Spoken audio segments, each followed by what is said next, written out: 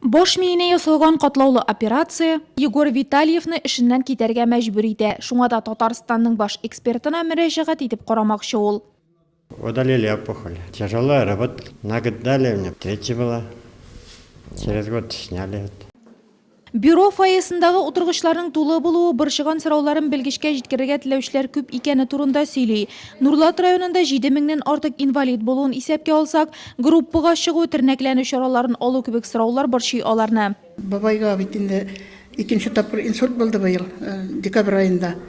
Анарысың инфаркт булды. Аның 3нче группа инвалид иде, бергәннәр инде пожизненный. Шуны җан искәрәк күтәреп булмасмы икенче группага дип шушы сорау белән килгән без.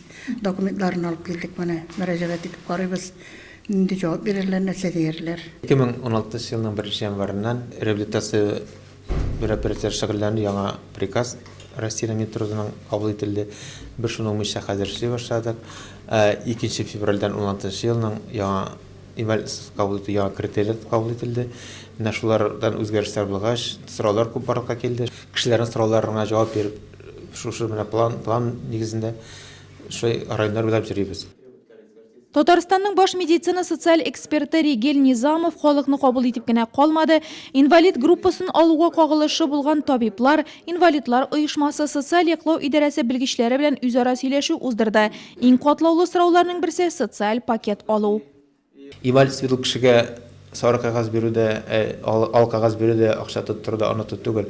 Кеше кире тормышка кайтып, үзен тормышта кияр итеп кистерергә тиеш.